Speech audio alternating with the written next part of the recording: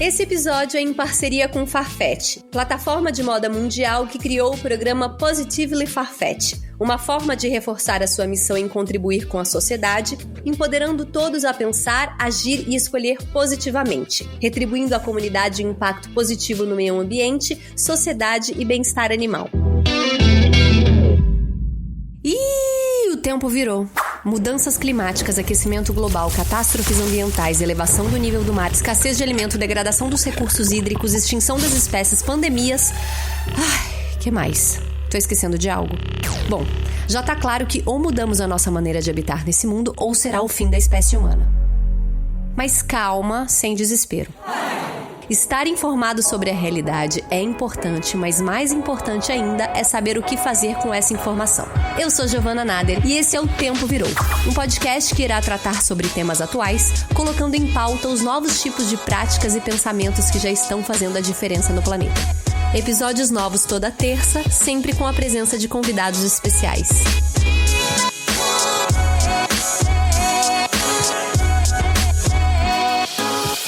Pessoal, como estão? Por aqui a gente tá tudo bem, muito obrigada. Pra quem me acompanha há um tempo, sabe que eu iniciei esse processo de percepção de um universo mais sustentável através da moda. Eu trabalhava do lado tradicional da moda quando criei um projeto de troca de roupa, o que me fez mudar minha consciência sobre o que eu comprava, me vestia, o que eu mantinha no armário. Isso lá em 2013. Hoje, após um tempo e à medida que eu me aprofundo no assunto, eu entendo que a moda é apenas uma parte do problema e que a mudança climática é o guarda-chuva da urgência. E cá estamos com esse podcast sobre mudanças climáticas, seus problemas, desafios e alternativas. Mas quanto mais eu mergulhava nesse assunto, mais eu percebia que não se pode separar a moda desse grande problema que a gente enfrenta. A moda está entre os 5 mercados mais poluentes do mundo e, segundo dados da ONU Meio Ambiente, esse mercado corresponde a 8 a 10% das emissões de CO2 no mundo. Por isso, em parceria com a Farfetch, a gente vai ter aqui 3 episódios exclusivos sobre moda sustentável com marcas autorais e nacionais que vão nos contar sobre desafios, inovações e resgates ancestrais que o mercado da moda vem passando para se transformar num espaço mais ético, mais humano e mais sustentável. E nesse primeiro episódio da série O Tempo Virou Fit Farfetch, sim, porque a gente tem featuring, estamos chiques. A gente tem aqui a estilista e sócia fundadora da marca brasileira Aluf, Ana Luísa Fernandes. Ana Luísa, muito prazer por você estar aqui com a gente. Imagina, prazer todo meu. Obrigada, Farfetch, você pelo convite. Mas é um prazer poder trocar contigo. A gente que agradece. Inclusive, vale falar aqui que hoje, pela primeira vez, eu tô olhando pra minha entrevistada, porque normalmente a gente grava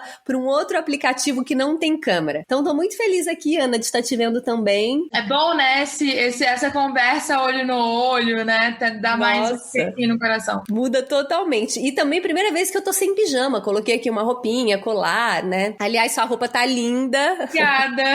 Bom, Ana, só para começar contextualizando aqui o título com o termo novo, e eu queria começar o nosso papo com você falando pra gente sobre qual é a sua visão do slow fashion, né, da moda lenta, e como você entende esse termo, quais os pilares que guiam esse tipo de produção e principalmente como que você vê ele sendo usado atualmente. Para mim, o slow fashion, ele nem deveria ser um termo ou uma outra opção, né? Eu acredito muito que quando a gente vê os métodos antigos de produção e execução da moda, ela era slow. Então, para mim, a moda slow é a moda original. É o processo natural, o tempo normal das coisas, que as coisas deveriam tomar para existir, né? Com o passar do tempo, a gente teve fast fashion, e daí foi necessário criar um outro termo que seria o slow fashion, né? Uma maneira que respeitasse o tempo das coisas existirem, ao invés do fast, que seria tudo muito mais rápido, numa cadeia, e enfim. Então, assim como a sustentabilidade, né, da forma que ela entrou no universo da Aluf,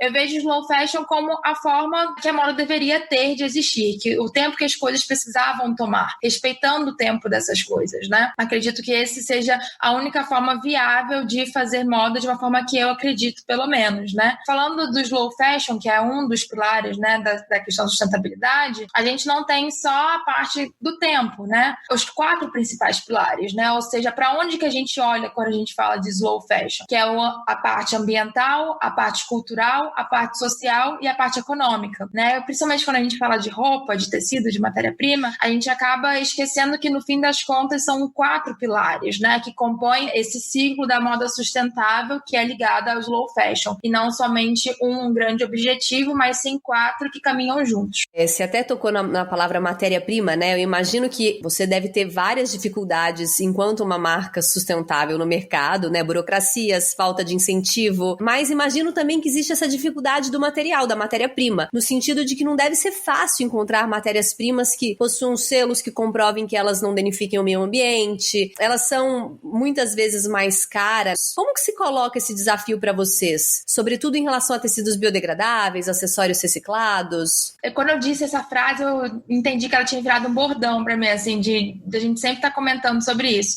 que é na escassez que se traz o novo. Quando, no meu projeto de conclusão de curso, que foi da onde surgiu a Luffy, eu decidi que só fazia sentido para mim fazer moda se fosse dessa forma, e fui atrás de matérias-primas sustentáveis, era ainda muito mais escasso no mercado. Então, a EcoSimple, que é um grande parceiro nosso até hoje, ela estava bem no início, ela fazia só estofado, então era um tecido bem mais grosso, pesado, e isso se tornou uma identidade. Então, acho que existe sim a parte da dificuldade, da escassez, mas eu acho que quando você põe isso, não como um fator limitante, mas como um fator criativo de você estar lidando com aquilo para trazer algo novo no mercado, aquilo tem como se tornar algo bom e não algo limitante. Então é assim que a gente também olha para a questão não só da matéria-prima têxtil, onde sim temos pouquíssimos fornecedores. Quando você olha com uma forma de business, isso poderia ser uma fraqueza, né? Ter poucos fornecedores, mas eu acredito que isso seja uma força na Luffy, da gente poder desenvolver tecidos próprios junto desses fornecedores que se tornaram grandes parceiros, da gente estar olhando para matérias-primas que o mercado não está olhando, então o nosso material acaba sendo diferenciado, não só para a parte de têxtil, mas, por exemplo, para a parte dos vidros, né?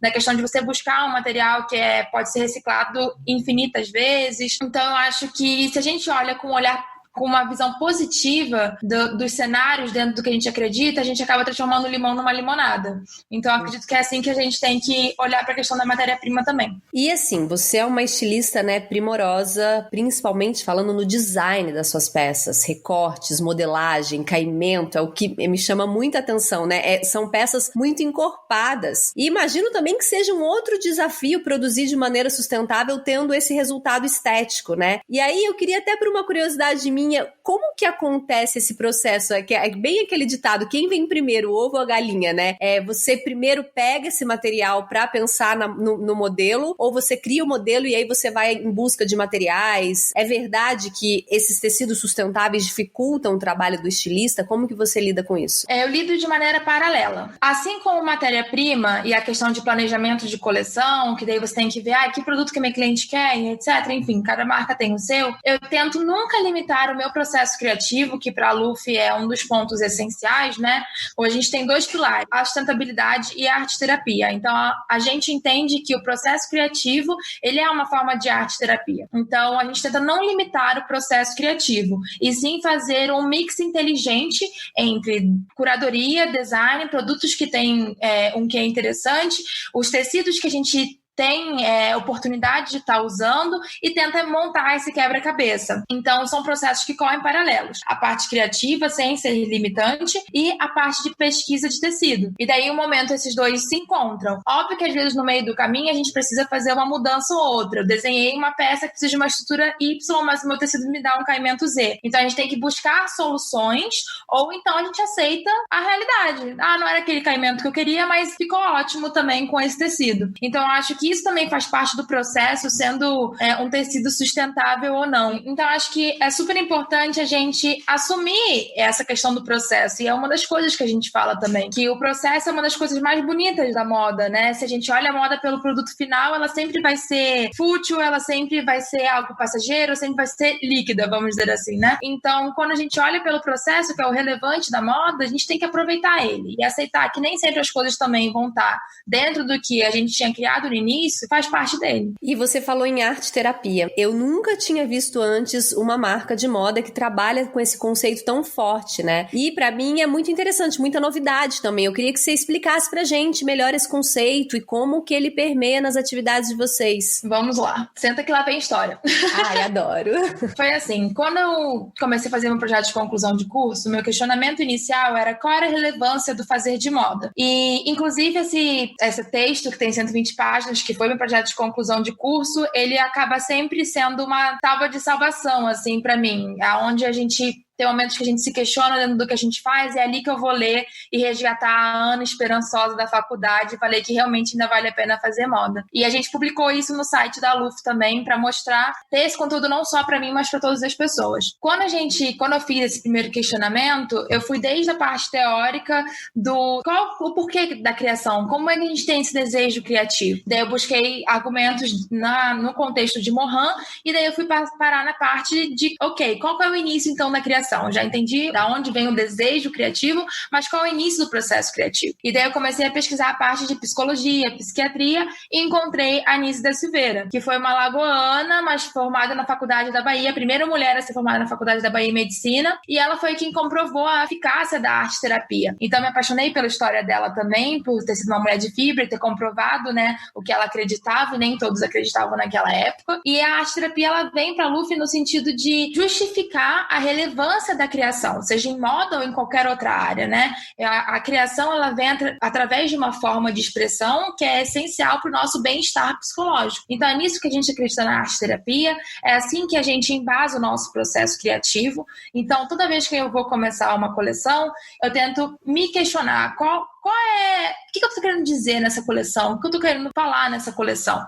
Porque se eu acredito no inconsciente coletivo, eu acredito que me fazendo essa questão, o que eu vou estar falando naquela coleção não é pertinente não só para mim, mas para um todo de pessoas. Então, o processo criativo, ele parte desses questionamentos para eu tentar buscar respostas até para mim mesma. Por isso que eu falo que não é nem só sobre a arte-terapia, mas cada coleção, para mim, eu aprendo um pouco mais sobre mim, sobre as minhas limitações, sobre o que eu preciso trabalhar e sobre me libertar também. Então eu falo que é um processo de autoterapia, se é que isso existe. Agora falando sobre tecnologia na moda slow, né? Porque quando a gente fala de tecnologia, normalmente a primeira coisa que me vem à cabeça é um tempo acelerado, né? A gente fala tanto nessa velocidade tecnológica, padronização do modo de produzir, né? Produzir o mesmo produto num período de tempo mais curto. Como que se coloca essa contradição em seus próprios termos de buscar uma moda mais lenta, mas ao mesmo tempo incorporar cada vez mais processos que aceleram a produção? As pessoas ainda veem a tecnologia e a sustentabilidade como coisas muito à parte, né? Coisas muito separadas. Mas, no entanto, eu acredito que é a tecnologia que vai fazer a sustentabilidade poder acontecer na escala mundial. Hoje você fala de grande escala, as pessoas falam de grande escala como se fosse algo horrível, sendo que a gente tem que entender que todos vestem roupas. Então, se a gente quiser fazer uma moda sustentável que não seja para poucos, e sim para um todo, a gente precisa se aliar à tecnologia.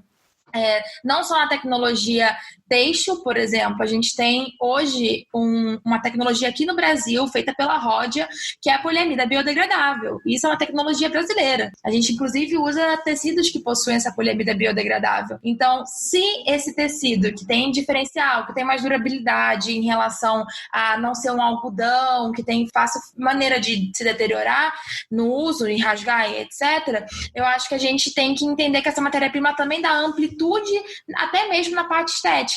Da gente criar uma roupa que consiga ir para o mercado e ter competitividade e ter um diferencial e não só ficar na matéria-prima natural. Então, eu acredito que a tecnologia ela venha para trazer novidade na parte de matéria-prima, que a gente sabe o quanto que é importante a gente ter esse tipo de variedade, e acho que ela vem também para otimizar processos, né? Para a gente conseguir perder esse medo também de que a matéria-prima sustentável ela é mais cara. Então, a partir do momento que você otimiza processos, você consegue diminuir custos sem usar mão de obra escrava. Então, acho que a tecnologia está atrelada também a uma otimização e inteligência de processos. E a gente tem que entender que isso a gente pode usar ao nosso favor e a democratização da sustentabilidade. E é incrível como a tecnologia, né, tem sido assim, eu vejo, você deve estar mais por dentro do que eu, mas tecidos de couro vegetal a partir de fibra de abacaxi, casca de banana, tecidos feitos a partir de frutas e que estavam sendo descartadas, assim, é uma tecnologia incrível. Sim, essa parte química, né, tem sido muito estudada. De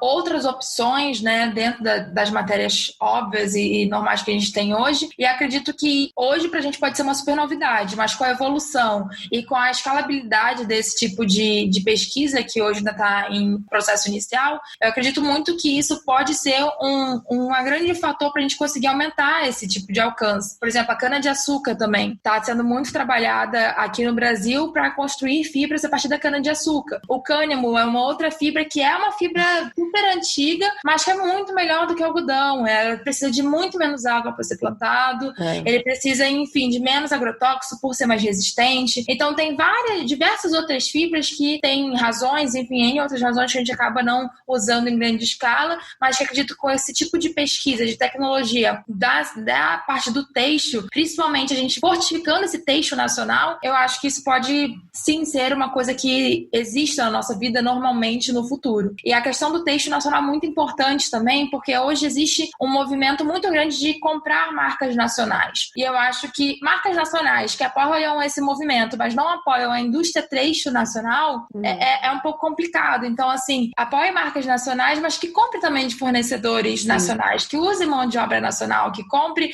da parte têxtil nacional que precisa ser revitalizada. É toda uma cadeia, né? O consumidor deve apoiar a cadeia certa, a marca também deve apoiar aquela cadeia certa, assim como o algodão orgânico, né? Que a gente tem uma plantação muito pequena para o Brasil, aqui no Brasil e no mundo também, mas falando em termos brasileiros, muito pequeno, que a gente sabe que é feita por agricultores que não utilizam agrotóxico e que a marca que consegue ter uma produção que seja totalmente em algodão orgânico, vamos apoiar, vamos... Você falou do cânhamo, eu acho que o dia que for aprovado o cânhamo no Brasil, vai ser um motivo assim, porque já se aprovou, né, o CBD para uso de cosméticos, medicamento, mas pouco se fala da pauta do cânhamo para, né, tecido. E é muito incrível isso que você começou também o vídeo falando que era uma das 5 maiores indústrias, tudo da moda é maior, seja para pior ou para melhor. Então, tudo que a gente fizer na moda, que seja de uma escala geral, claro, é a maior indústria. Então, se hoje nós somos a 5ª maior poluente, então, se a gente conseguir revitalizar a nossa indústria de uma forma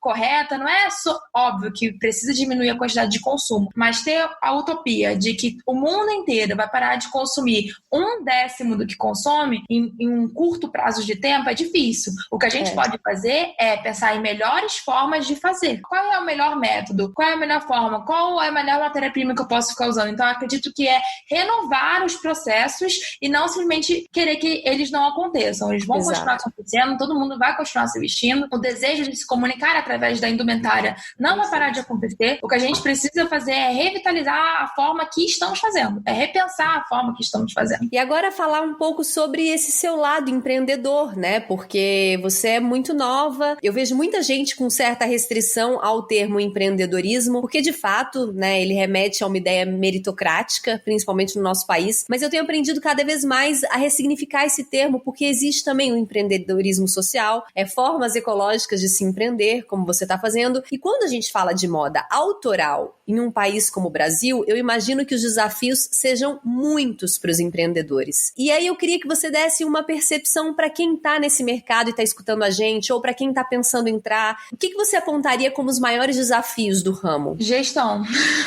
Porque, assim, a gente, geralmente, marcas autorais, né, que tem um design diferenciado, enfim, que tem mais a questão da moda mesmo, que não é só uma roupa para suprir necessidade, mas uma roupa ligada à arte, à criação, são fundadas por diretores criativos, pessoas que criam roupas e querem fazer a própria marca. Quando a gente vai fazer a própria marca, e somos pessoas criativas, ninguém diz pra gente que a gente precisa ser gestor, RH, estoquista, vendedor, N outras funções que a gente nem imagina que a gente vai ter que desempenhar. Então, dou graças a Deus que eu era aquela pessoa que gostava de todas as matérias do colégio, porque as planilhas se fizeram muito mais presentes na minha vida do que o lápis e o papel. Mas, no meu caso, eu dei muita sorte, porque meu companheiro de vida, que é a parte de gestão, financeiro, virou meu sócio. Então, eu tive uma pessoa com quem compartilhar esse tipo de trabalho. E eu acho isso muito importante também, porque eu nunca quis ser dona sozinha da marca. Então, a gente precisa aprender a colocar pessoas melhores do que a gente em cargos que a gente também não tem conhecimento. Mas eu acredito que isso também vem da questão de gestão, de entender o Business 360, entender que é muito trabalho. Então, assim, sim, é um desafio muito grande. A gente foi aprendendo muito na marra, né? Eu tenho 25 anos e meu sócio também. Então, a gente vai muito dentro do que a gente acredita, colocando os questionamentos que a gente tem, né, sobre novos modelos de negócio. E acredito que a criatividade que vem para a roupa, ela também tem que ir para dentro do nosso negócio. E daí a gente vê que empreender é difícil, sim, mas é prazeroso também. Eu comecei a ver que dentro do desafio que era a indumentária, para mim, eu estava bem realizada, estava bem feliz. E o empreendedorismo se tornou um outro desafio pessoal, de fazer não só o sonho de ter aquela roupa, mas ser um sonho viável e que seja possível pagar minhas contas no final do mês com o que eu amo fazer. Quando eu saí da faculdade, eu não tinha uma referência de marca que eu olhava e falava, nossa, produto incrível, propósito incrível e não tem dívida. A gente vê muitas marcas brasileiras grandes e admiráveis com grandes dívidas. Então, eu acredito que a gente olhar também para essa parte do financeiro, que também é um dos pilares da sustentabilidade, né? É muito importante a gente ter esse pé no chão também, né? Sonhar alto, olhar para o que queremos criar como projeto, mas também ter o pé no chão de como executar e fazer que isso seja viável, que isso seja sustentável, né? Agora, pandemia. Sempre que eu vejo matérias, né, a moda na pandemia, como vai ficar o mercado da moda pós-pandemia, primeiramente eu penso no pequeno produtor, nas marcas autorais, que imagino que vocês devam ter sofrido o dobro do impacto, né, de grandes marcas, de grandes redes que têm estrutura, que têm caixa, que têm investimento. E aí eu queria saber como que a Lufi se reinventou nesse período, como que vocês contornaram essa situação. Pra gente, a gente estava num ritmo muito acelerado, né? Como te falei, a gente montou o aviãozinho enquanto ele voava. Então a gente estava naquela rodinha de hamster, assim. E pra gente essa pausa foi essencial. A gente entendia que a gente precisava de uma pausa, mas faltava coragem, porque tinha convite para fazer isso, convite para fazer aquilo, enfim. A gente acaba não parando para pensar, criar novas estratégias, olhar para dentro, tirar ideias do papel, e foi isso que a gente fez. A gente se encontrou com o tempo, né, que é raro, de sentar e pegar esses projetos que a gente já tinha no papel e colocar eles em prática. Então, um deles foi o nosso plano de assinatura, né, que era justamente, nasceu de uma intenção de comunicar essas novas ideias para um público que realmente fosse fiel à marca, e a gente viu que se transformou em muito mais do que isso, né, se transformou numa comunidade, num momento de experiências da pessoa, não só ter benefícios na parte da compra mesmo da peça, porque parte do valor é revertida em crédito para ela trocar por peças, mas nas experiências que a gente trazia para além da roupa. Então, a gente é uma marca que a gente fala que a gente não faz só roupa, mas não adianta não falar que não faz só roupa e só fazer roupa no final das contas. Então, a gente conseguiu, de fato, trazer eventos para essas pessoas que buscassem os nossos pilares. Falar sobre sustentabilidade, falar sobre a questão da terapia, do bem-estar psicológico, do bem-estar emocional. A gente tem um tempo para olhar para dentro, a gente está tão acelerado hoje que se você não tem um negócio que vai até sua porta e falar, oi, vem aqui, a pessoa não vai. Então a gente entendeu também que essa mulher que a gente atende, que é uma mulher que trabalha, que tem os planos dela, que vai atrás do dela, ela também precisava desse cuidado a mais. Então a gente se reinventou muito dessa forma, em criando uma nova relação com o nosso consumidor. E algo foi muito positivo pra gente também. Eu admiro muito marcas como vocês, porque a gente viu muitas marcas, né, entendo o desespero que de uma hora para outra você para de vender, as pessoas não saem de casa, não vão usar roupa tão cedo. Então a gente viu muitas marcas num desespero de promoções, lançamentos, descontos, né, algumas até metendo os pés pelas mãos em algumas ações que se tornaram um pouco duvidosas e eticamente questionáveis durante uma pandemia, mas eu também vi algumas, assim como vocês, que criaram pontes de diálogo, né, de comunicação, entenderam que além de um produto, além de uma roupa, é uma comunicação, construíram pontes, uniram ainda mais com o seu público, e isso é incrível a gente ver a moda indo para esse caminho também do conteúdo. Mas acho que foi justamente isso que é uma das coisas que eu acredito, que é na escassez que se faz o novo, porque a forma de se comunicar com o cliente o varejo de moda precisava ser reinventado. A gente já entendia que, da forma que estava indo, não era mais o ideal. Então, acho que foi o momento de assumir que ninguém sabe a verdade. Não existe receita de bolo. Tá todo mundo tentando. Sim. Então, acho que foi o momento que quem soube assumir que não sabia a resposta e buscou resposta em conversar, em dialogar com um grupo, é quem conseguiu lidar melhor com a situação. Liquidar o seu produto, que você demora tanto tempo para explicar o quanto que ele vale, é uma saída óbvia, é uma saída que já está pronta no mercado, que a gente já sabia que não funcionava. E óbvio, cada um tem o seu business, cada um sabe o que faz, mas eu acho que quanto menos recursos a gente tem, mais a gente precisa ter criatividade para trazer inovação e sobressair no meio de um prédio, de uma cidade com gigantes, né? Enfim. E agora a gente tem um quadro Biblioteca Ecológica. O que você trouxe pra gente de dica? No meu caso não foram livros especificamente, você falou que podiam ser outras coisas. Pode ser qualquer coisa. E como a gente vai estar falando com um público que eu entendo que nem todo mundo está envolvido com a parte de sustentabilidade, que é o que eu acho mais legal, que é o que a gente também busca dentro da LUF, né? A pessoa vem até a gente porque ela gosta do nosso produto, da parte criativa, da peça, e a gente fala, tudo isso ainda é sustentável. Então, acho que tem essa questão de você também estar levando o conhecimento que para quem está dentro da sustentabilidade é óbvio, mas para quem está fora, nem sempre. Então, eu vim trazer os clássicos para a gente poder se acompanhar, para a gente poder, né, seguir no mesmo pauta de diálogo. Então, que é o True Cost, que fala sobre até o fundamento da Fashion Revolution, que foi a queda, né, do Rana Plaza, que é bem bacana de todo mundo entender como que esse movimento todo se fundou, se tornou, e depois que o carnaval acabar, se eu não me engano, acho que é isso. Deve ter algum artigo que eu falei errado, alguma coisinha. Estou me guardando para quando o carnaval chegar. É isso mesmo? Nossa, o nome é complexo mesmo, eu também sempre... Uhum. Eu só lembro que é alguma coisa depois do carnaval. Mas é muito bacana, fala sobre uma cidade bem do interior aqui do Brasil, que basicamente a cidade inteira, a economia da cidade inteira é em torno de calças jeans. E mostra como que é a vida dessas pessoas que vivem nessa correria de fazer trocentas calças jeans, enfim. É muito bacana também para as pessoas entenderem um pouco de como é difícil ver a necessidade que essa econômica, que essa cidade tem, né, da indústria do jeans, como é que funciona a questão do trabalho.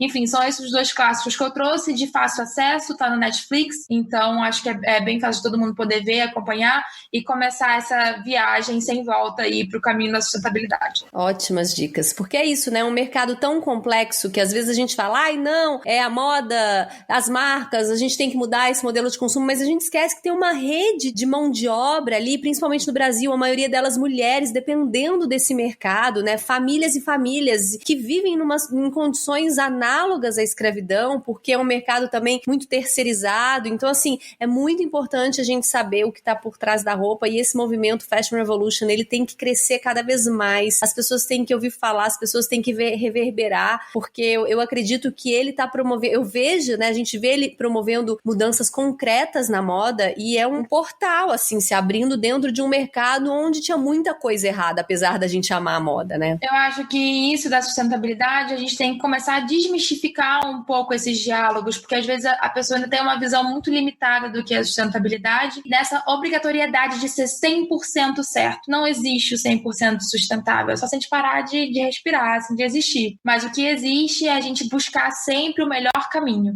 E a partir do momento que você descobre um novo melhor caminho, você não tem vontade de voltar atrás. Então, acho que essa busca por melhorias, essa busca por abrir novos portais, novas possibilidades, melhores formas de fazer. Então, acredito que a sustentabilidade ela não seja um fim, mas sim um processo de melhorar a nossa forma de existência, de fazer moda, enfim, como um todo. Incrível. Bom, a minha dica hoje é um livro, Moda e Sustentabilidade, uma reflexão necessária, da pesquisadora, professora e acadêmica Lilian Berlin. A Lilian brasileira, maravilhosa, né? Esse livro foi escrito, inclusive, em 2012, então mostra como Lilian é muito percussora nesse assunto no país. Ela é uma referência para mim, imagino que para você também, né, Ana? Para todo mundo que tá nesse mercado. Uma grande influência do meu trabalho, e ele traz reflexões muito importantes sobre a sustentabilidade, por mais que seja naquela época, nos faz virar algumas chavinhas para o que está acontecendo agora também, e como se contextualizar com nossa maneira de vestir, os hábitos de consumo, enfim. E eu acho que esse momento de reflexão que todos nós passamos agora, as pessoas estão pensando, acredito eu, né,